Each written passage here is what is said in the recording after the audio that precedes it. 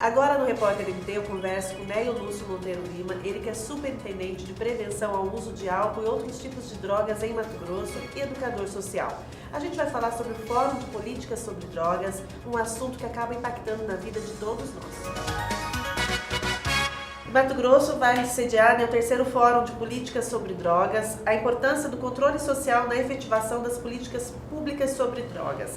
Neio, a droga é um assunto que interfere não só ao crime organizado, ao usuário, mas ele irradia para a sociedade de todas as maneiras? Hoje a droga é um poder paralelo, né? Chamado crime organizado ou tráfico de drogas. São jovens que infelizmente se optaram pelo crime e ela irradia, porque ela faz o mesmo percurso da economia, né? Produção, distribuição e venda. E nessa produção, distribuição e venda tem pessoas, né? E pessoas desde criança, adolescente, jovem e adulto. E ela irradia para os municípios, estão na capital, nos municípios da Baixada.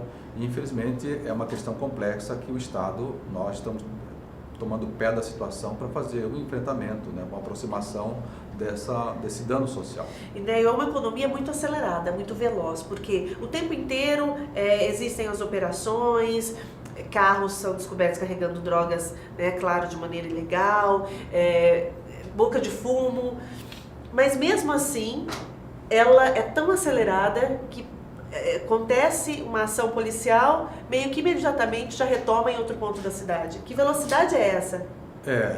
Quando a pessoa entra na marginalização, ela é excluída do processo, né? Nós criamos, a sociedade criou a terminologia exclusão. Exclusão é morte social. Quando a pessoa, num país que tem a Constituição e que diz que todos têm direito à justiça e que perante a justiça somos todos iguais, quando a pessoa é alijada do processo, quando há justiça, mas não há equidade, é o alcance dessa justiça, o alcance desse direito, ela marginalizada, ela se estiola, ela se embrutece, e aí elas vão para esse caminho, para esse tráfico, e isso prolifera muito rapidamente, porque hoje o adolescente, em muitos casos, a referência dele é o tráfico, ele quer ser o traficante, ele quer ser o bandido, mas por trás disso, né, eu gostaria que, infelizmente, nossos jovens estão escolhendo, né, essa proteção, quando a proteção devia ser da família. A sociedade deve abraçar esses jovens que optam pelo crime, que optam pelas gangues, pelo tráfico, porque eles precisam comer, beber, vestir e morar. Como é que eles vão conseguir fazer isso se eles não têm a proteção social que os alcance? E o Estado, nós estamos trabalhando para que esse alcance chegue a eles, né? Não só o usuário, mas essas pessoas que, por infelicidade, por questões sociais, optaram por esse ramo. Então, o público vulnerável é o jovem de classe carente? Ele é o público mais vulnerável nessa situação, embora, claro, isso vai refletir em todas as classes. A gente vê pessoas de todas as condições sociais indo para o mundo das drogas, não só consumindo, mas também fazendo parte de todo esse crime organizado. Mas os mais vulneráveis e a população maior, nesse processo de droga, é a população mais carente? São jovens pobres? Eu tenho uma experiência com crianças em situação de abandono, em situação de rua, e adolescente em situação de rua. E eu vejo que quando a fome, né, a falta de moradia, a ausência da família, a necessidade de comer, beber, vestir e morar e se vincular afetivamente a alguém, né, quando essas pessoas não têm, muitas delas vão para o crime, elas são mais vulneráveis ao crime. Não obstante, vulneráveis são todos aqueles que são propensos a isso, mesmo tendo uma família abastada, mesmo tendo recursos financeiros suficientes, economicamente equilibrados, mas gostam, né, tem uma índole para o crime, que não é regra geral, né, mas a vulnerabilidade, ela é um quesito para favorecer que as pessoas busquem a droga, o álcool, o tráfico, o contrabando, a contravenção. E a resposta é muito complexa, né? Trabalhar isso no sentido da prevenção. Então, quais medidas realmente efetivas podem ser tomadas para que consiga, de alguma maneira, impactar esse número? Eu tenho também um dado aqui, que segundo a 11ª edição do Anuário Brasileiro de Segurança Pública, elaborado pelo Fórum Brasileiro de Segurança Pública, Mato Grosso ocupa, isso em 2017, a segunda colocação em ocorrências por tráfico de drogas no país. Então, ou seja, se o nosso estado é o segundo, em ocorrência de tráfico de droga, o consumo fica mais fácil, o acesso é muito mais fácil e também toda essa economia subterrânea que você diz ali é mais fácil de se ficar inserido. Então, como ter ações efetivas que de fato possam impactar tudo isso, mudar esse cenário? As ações, elas existem, tanto da segurança pública, né, como o GEFRON, que é o Comando Militar de Fronteira, a Polícia Militar, as polícias especiais, né, mas nós precisamos ir na raiz da questão. Trabalhar com o sistema de guerra às drogas que foi instituído na década de 70 pelo presidente Nixon, e muitos países seguiram o mesmo caminho. Guerra às drogas, infelizmente, o processo é reprimir, prender e, se preciso for, matar. E hoje nós estamos, a política dessa nova geração, ela foca o ser humano. Qual é a necessidade do ser humano? Quais são as questões sociais que ele aflige? Né? Como é que ele está sobrevivendo? Então, é ver o indivíduo em si, para ver a sua relação familiar, econômica, ambiental, o seu contexto. E aí nós precisamos continuar nesse foco. É mais lento, né? Ele é lento, mas é eficaz. Ele tem resultado a curto, médio e longo prazo. O sistema que está posto, e que a sociedade pede, porque a sociedade não quer resolver o problema do traficante, da criança que escolheu o tráfico, da criança que está consumindo a droga, da criança que eu falo que a droga já chegou na criança, então a Sim. criança, o adolescente, o jovem, ela quer polícia para prender. Então, isso não vai resolver, porque preso não só estão aqueles que estão no sistema prisional, mas aqueles que estão dentro da sua própria casa, com muros altos, com cerca elétrica, com trancas elétricas, com uma blindagem. Nós já estamos presos, né? Estamos vendo que isso não é a saída. A saída é nós abrirmos a nossa casa, o coração, a alma e ao encontro dessas pessoas, porque nós precisamos debelar a raiz do problema. Qual é a raiz do problema? Qual é a origem desse processo? E aí sim nós vamos fazer o caminho inverso. Então, eu posso dizer que o Estado ele precisa muito da parceria da sociedade, das ONGs, do terceiro setor, com iniciativas, para que possa conseguir abraçar, porque o problema é muito grande. Então, essa parceria, essa adesão de outras iniciativas que enxergam o ser humano desse viés, isso ajudaria? Essa é a solução, não ajudaria, isso é a solução. Nós vemos que a sociedade, ela precisa, nós estamos hoje na política da sustentabilidade, que é desenvolvimento social, econômico e ambiental. Mas, por enquanto, nós estamos só no desenvolvimento econômico. O foco é lucrar, o foco é ganhar. E nesse foco, o que acontece? As famílias, né, os pais, os responsáveis, no contexto da família contemporânea, que não é só a família nuclear, mas onde entra o padrasto, a madrasta, o tio, o vovô, e que esses responsáveis julgam, novos núcleos ou argumentam que estão ausentes em busca resumindo, arroz com feijão, né, dos bens materiais. Esse processo em que eles saem para buscar isso, eles focam exclusivamente isto, como se os bens materiais, como se o capital, se a renda fosse o principal sustento da família. E nesse sentido ele se ausenta do vínculo socioafetivo, e quando ele se ausenta do vínculo socioafetivo, a criança fica vulnerável. Ela vai para onde? Onde que ela vai buscar segurança? Na rua. E na rua ela encontra a gangue, o tráfico, a boca, o crime, o pedófilo, né? Encontra tudo aquilo que não deveria encontrar, porque os pais estão ausentes, a família está ausente, e aí essas vulnerabilidades, e às vezes não é nem questão de pobreza, às vezes é questão mesmo da ausência da pessoa de referência ao qual cabe o processo educativo, na formação do caráter da personalidade. É isso? E a questão se complica quando famílias estão envolvidas nesse processo de drogas, né? Porque hoje quantos filhos crescem vendo seus pais envolvidos, trabalhando de alguma maneira com droga? A droga hoje ela não atinge só quem consome, né? Porque a sociedade vê a Cracolândia, vê o ente Os usuários querido, estão lá no centro, no álcool e na droga, que vem dessa cultura do álcool na sociedade, nos festejos comemorativos da sociedade, né? E não vê que a droga ela tem uma outra dimensão, uma outra ramificação, e aí ela entra na economia subterrânea. Por quê? Porque ela emprega, ela tem emprego e renda. Ela lucra, ela lava dinheiro.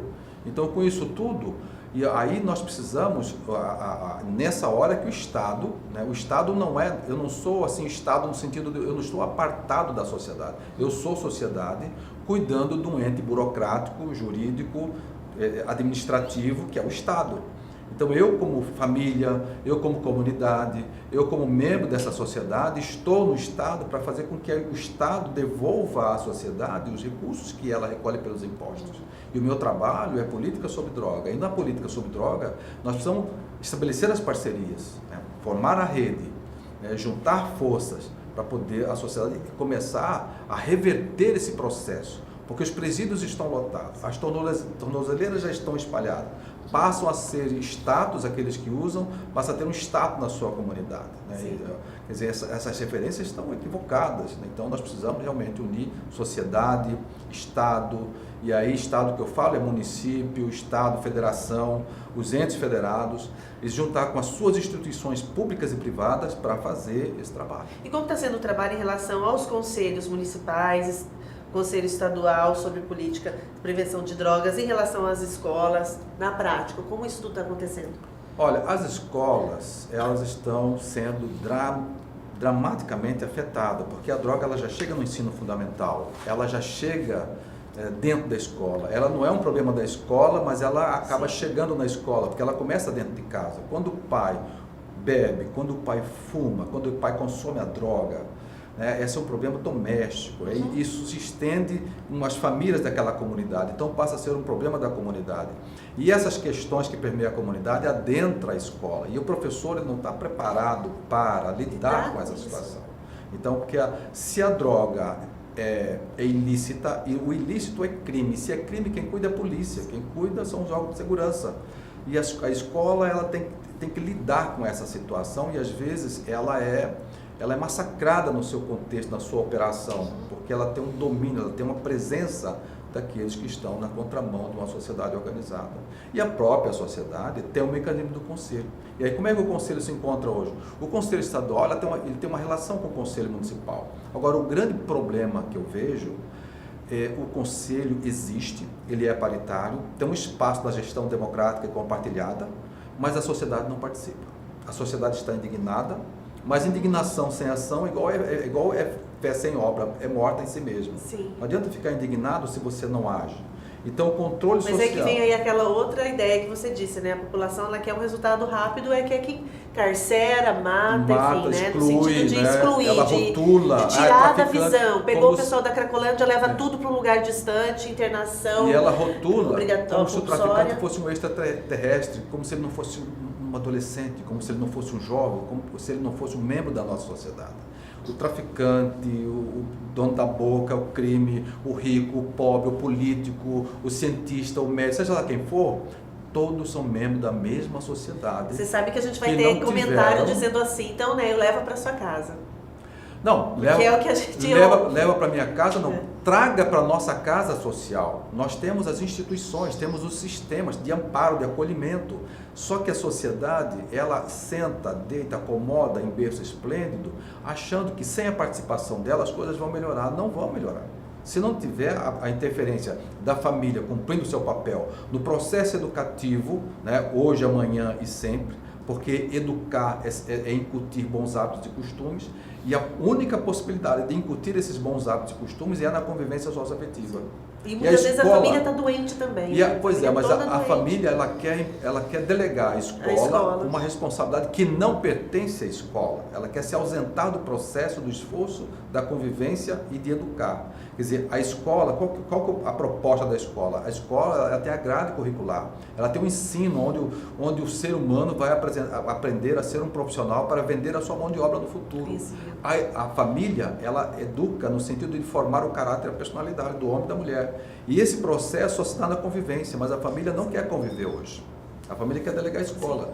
Uma professora com 30, 40 alunos, que vai passar 30, 40 minutos, 1 hora, 2 horas com essa classe, como é que ela vai educar? Se os pais têm 2, 3 filhos e não conseguem educar, num dia, na convivência de anos e anos, como é que uma professora vai educar em 2 horas, 3 horas, 4 horas? E os pais têm que rever também sua postura. A questão do consumo de álcool e o jovem que chega para o pai e fala, vou fumar maconha. A maconha é algo bem tranquilinho, o pai não dá nada não. Qual é o nexo causal, né, de causalidade entre começar na maconha e pular para uma droga mais forte? Isso existe? existe, né? Na verdade não começa aí, na verdade começa lá, filho, acende o cigarro da mamãe, acende o cigarro do papai, acende o cigarro da vovó, do tio, que é o padrasto, da tia, que é a madrasta.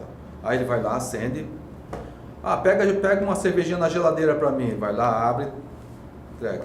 Vai na festa, tem refrigerante, tem docinho, mas tem cerveja. Se minha mãe, meus avós, meus parentes bebem, eu também posso beber. E alcança a mesa e bebe. Então essa cultura vem passando de geração em geração. Quando ele passa a consumir, a apresentar problemas, aí a família não quer mais. Porque esse menino está me dando problema, está me dando isso, está me dando aquilo. Isso.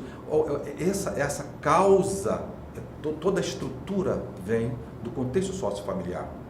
Isso faz parte da nossa cultura. Nós queremos administrar isto. Em muitos países conseguiram isso. Não se vende bebida para criança, nem para adolescente, nem para jovem, nem para ninguém. E a lei é realmente cumprida, e se você né? quiser beber, você é responsabilizado quando você bebe e comete algum erro. Você é responsável. Aqui não. Aqui nós temos a tolerância, né? Mesmo as pessoas amputadas, as pessoas mortas, assassinadas, a violência doméstica, a violência de trânsito, a violência urbana, a violência nas estradas, né? A violência institucional. Então, mesmo com tudo isso, as pessoas elas não saem do processo da indignação e da reclamação e permanecem nesse processo, mas não entra no controle social, não faz parte da audiência pública, onde se discute a política, das conferências. Reclama e não vai, né, discutir, né? Reclama sentado no sofá assistindo televisão e não participa da audiência pública. Quantas audiências de toda política pública tem sua audiência. Um fórum como esse, por exemplo. Um fórum como esse que vai acontecer amanhã, dia 26, de que horas a que horas? Às 18 horas, na Associação Mato Grossense dos Municípios, na Avenida do CPA, e é o espaço do debate, o espaço democrático, onde as pessoas vão ouvir, vão poder interferir, vão poder debater. Eu acho que fazer o diálogo, isso é importante. Então, a causa de tudo isso nasce do contexto cultural, na família, na comunidade, na grande sociedade. E só para finalizar, pesquisas apontam que pessoas que usam, abusam de substâncias, de drogas, têm risco de 12 a 16 vezes maior de se envolver em comportamento violento. E além disso, de toda essa questão social, tem esse impacto na violência. Tivemos um caso recente aí na mídia sobre aquela mulher que todo o sistema judiciário, ela fez uma laqueadura à força por ser uma usuária. Uma das condições porque ela era uma usuária, esse olhar para o centro da cidade, para esses usuários, como que está isso? Isso aumenta também o furto, tem dados que demonstram isso, da polícia dizendo que os furtos aumentaram com o aumento também dessa população. Como lidar com isso? A questão são níveis de violência. O furto, o assassinato, o homicídio, o latrocínio,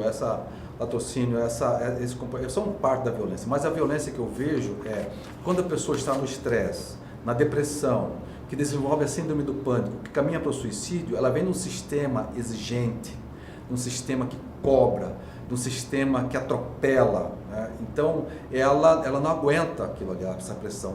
Então ela busca o alívio aonde? Eu vou tomar uma para ficar tranquilo, para relaxar, né? Aí eu vou fumar eu vou cheirar para relaxar. E aí, do prazer à dependência é um passo. Agora, do prazer à dependência à violência são caminhos. Então, tudo isso faz parte. Mas isso emerge de um sistema, que nós chamamos hoje da globalização, que exige a sua ausência do vínculo afetivo. E que cobra de você produção, você tem que dar lucro. Se você não der lucro, você está fora. Mas para você dar lucro, você precisa ser audacioso, você precisa atropelar também. Agressivo. E aí isso não é bom para o ser humano. E aí ele sente. E aí o que ele faz? Ele se revolta, ele se rebela. E muitos vão para a violência externa, mas outros vão para a violência interna, que é o suicídio lento, ou suicídio direto ou indireto. Não são processos de violência. E outros, lógico, na marginalidade, para comer, beber, vestir e morar, que o sistema não dá, porque se você tem um dinheiro para comprar uma Marmitex, você compra, se você não tem, você morre de fome. O sistema não te dá comida. Não obstante, nós temos os programas sociais, já foi um grande avanço, ele está sendo mantido, que é um grande avanço, mas ele não é suficiente. O sistema de proteção social ele tem que vir com a promoção social. Manter pessoas recebendo o programa não é suficiente, elas precisam do desenvolvimento humano, elas precisam participar do progresso, da construção do progresso, da sua autoestima, da sua autovalorização, e isso é importante. Mas aí, nesse contexto, é o nosso trabalho de formiguinha, estamos caminhando, abrindo os espaços para o diálogo, e é isso que nós queremos. Neio Monteiro Lima, meu entrevistado de hoje.